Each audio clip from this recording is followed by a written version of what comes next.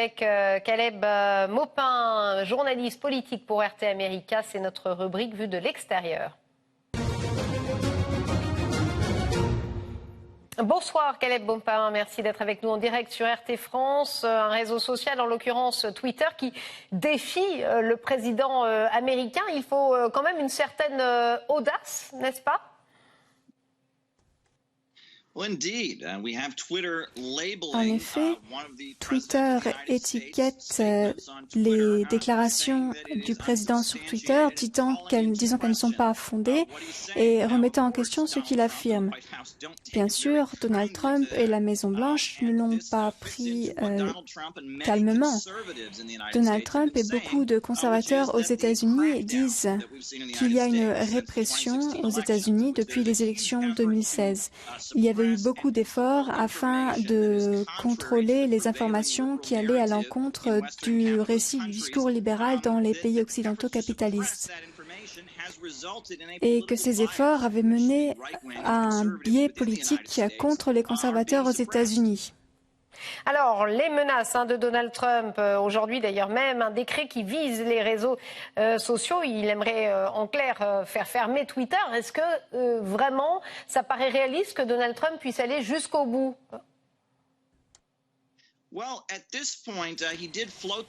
Il a effectivement évoqué la possibilité de fermer Twitter, mais cela serait assez complexe suivant la Constitution américaine. Le département de la justice américain étudie la question de savoir si Google, Apple, Twitter ou Facebook vont à l'encontre des lois anti-monopole aux États-Unis, car il n'y a pas vraiment de compétition dans ce domaine. Et s'ils travaillent en tant que monopole, alors il n'y a aucune façon de pouvoir les décrire en tant que compagnie, qu'entreprise privée. Ils ont utilisé cet argument pour dire qu'il s'agissait de censure. Donc il s'agirait alors d'une violation de la liberté d'expression. Mais ces entreprises ont utilisé le marché libre en tant que défense. Mais aujourd'hui, ils sont essentiels. L'énergie américaine ne peut pas vous retirer l'électricité ou d'autres entreprises ne peuvent pas vous couper l'eau si vous avez émis des opinions qui leur déplaisent.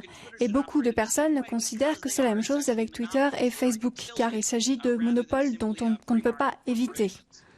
Justement, c'était ma prochaine question. Est-ce que Twitter est, pour ainsi dire, sorti de son rôle et finalement fait de la politique ?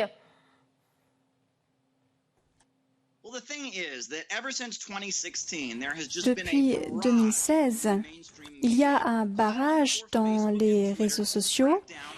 On demande à Twitter ou à Facebook de lutter contre les théories du complot aux États-Unis.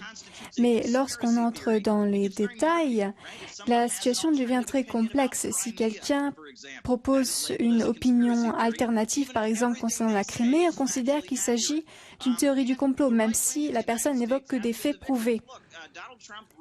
Donald Trump récemment a soulevé certaines questions sur les réseaux sociaux concernant Joe Scarborough. On a considéré qu'il s'agissait d'une théorie du complot, mais la première personne à avoir évoqué le sujet n'était pas un conservateur ou une personne de droite, c'était Michael Moore, ce réalisateur qui a reçu plusieurs récompenses. Il parlait de Lori Klausutis, une assistante de Donald Trump qui est morte dans des circonstances mystérieuses. Mais lorsque Donald Trump lui-même en parle, alors il s'agit d'une théorie du complot. Et beaucoup de billets Facebook ou de vidéos sur YouTube ont été supprimés. Donc pourquoi une entreprise privée, des personnes qui n'ont pas été élues, pourquoi ces personnes auraient-elles l'autorité de considérer qu'il s'agit de théorie du complot dans certains cas et dans d'autres cas de questions légitimes? Cela semble injuste, notamment vu qu'ils n'ont pas été élus. Donc, ces personnes, de plus, sont plutôt en faveur du Parti démocrate. Il y a beaucoup de libertarisme dans la Silicon Valley, du néolibéralisme et de l'économie de la libre entreprise. Mais ils sont plus démocrates que républicains. Hillary Clinton était très proche de Eric Schmidt et Mark Zuckerberg est très proche de beaucoup de grandes figures du Parti démocrate. Donc beaucoup de membres importants des partis conservateurs pensent qu'il y a une injustice. Et cela s'applique également aux élections. Justement, Caleb Maupin, vous parlez des élections. Ces menaces interviennent, on le sait, à 5 mois de la présidentielle. Beaucoup de choses vont se jouer sur les réseaux sociaux. On imagine que c'est un enjeu majeur pour Donald Trump, évidemment.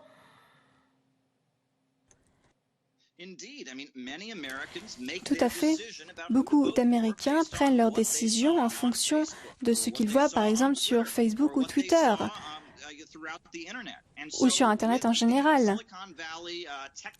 Si les géants technologiques de la Silicon Valley sont un monopole et qu'en plus ont beaucoup d'influence politique et sont partiaux envers les démocrates, alors beaucoup de personnes disent qu'il y a une injustice flagrante. Ils peuvent effectivement influencer l'opinion de plusieurs millions de personnes et donc leur vote. Donald Trump a-t-il la possibilité d'aller à l'encontre de cela au niveau constitutionnel? Cela reste à voir, car effectivement il s'agit théoriquement d'entreprises privées. Cependant, même le département de la justice remet en question la situation.